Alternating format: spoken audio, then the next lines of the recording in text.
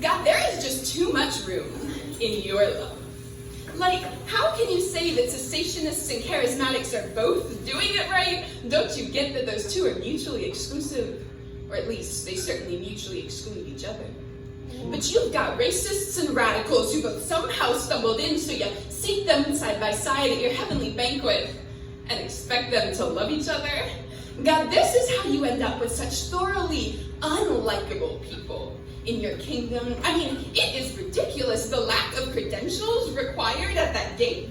And instead of quizzing them on their theology, Jesus is just greeting them like old friends. What is this nonsense? I mean, the world is going to get some wacky ideas about you when they see who you hang out with. Because if a man is known by his friends, then Jesus, you're a mess. You really should hire a new PR person. I mean, there's a man with a megaphone the next corner over telling anyone who will listen you're just waiting to send them to hell, and in the church around the block, they'll marry just about anyone. I mean, if you let just anyone do your work, we could end up with a stutterer representing us to the White House, and then where would we be? Like, I get that you welcome everyone, but then once they're in, couldn't you fix them back up a little before you send them out again? I mean, don't you care about your reputation?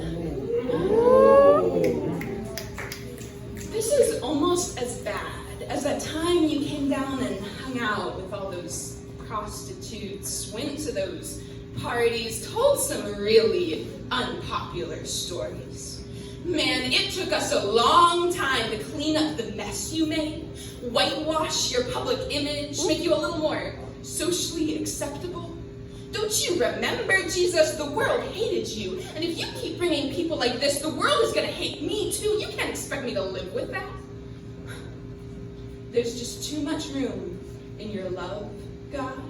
And if you keep bringing in people I can't stand, I might just decide you haven't left room for me.